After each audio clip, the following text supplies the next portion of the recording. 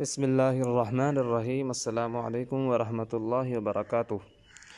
محترم دوستو، آج کی ویڈیو کے اندر ہم آپ کو بتائیں گے خالص شہد کے بارے میں۔ کیا خالص شہد جمتا ہے یا نہیں؟ اس کی حقیقت کیا ہے؟ اکثر لوگ سمجھتے ہیں کہ خالص شہد نہیں جمتا، حالانکہ یہ بات بالکل غلط ہے۔ خالص شہد کا جم جانا ایک قدرتی عمل ہے جو کرسٹلائزیشن کہلاتا ہے۔ گرمیوں میں اتارا گیا شہد سردیوں میں جلدی جم جاتا ہے۔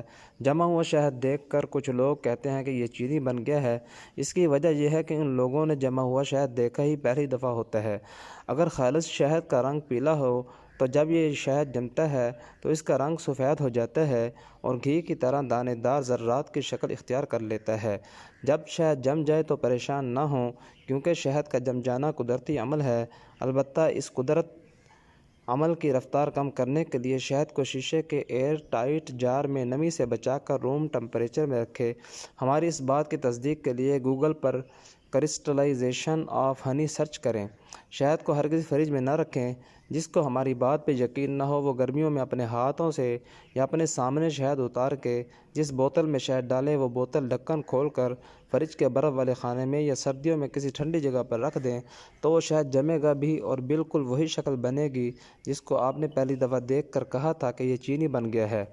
ہماری اس بات کی تصدیق کے لیے Google per crystallisation of honey search کریں۔ جم جانے والے شہد کو اصلی حالت میں واپس لانے کے لیے آپ کسی برتن میں پانی اچھی طرح گرم کریں۔ جب پانی ابلنے لگے تو چولہے کی آنچ کو بالکل آہستہ کر دیں۔ اب اس ابلتے ہوئے پانی میں شہد والی بوتل اس طرح رکھیں کہ پوری بوتل پانی میں آ جائے، تو تقریباً 30 منٹ رکھنے سے شہد اپنی اصلی حالت میں واپس آ جائے گا۔ کچھ لوگ شہد میں خطرناک قسم کے کیمیکلز ڈال دیتے ہیں جس سے شہد جمتا نہیں، مگر ایسے شہد کا استعمال صحت کے لیے انتہائی نقصان دہ ہے۔ یاد رکھیں، خالص شہد کا جم جانا ایک قدرتی عمل ہے۔ پاکیزہ ہنی سروس کا شہد ہر قسم کے کیمیکلز اور ملاوٹ سے بالکل پاک ہے، اس لیے ہم اپنے شہد کے خالص ہونے کی مکمل گارنٹی دیتے ہیں، لیکن جمنے کی نہیں۔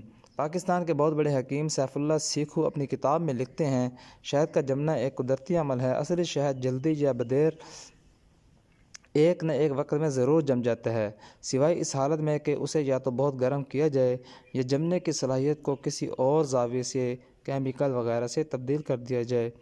شہد سے علاج، صفحہ نمبر 40، ناشر خزینہ علم و ادب، لاہور۔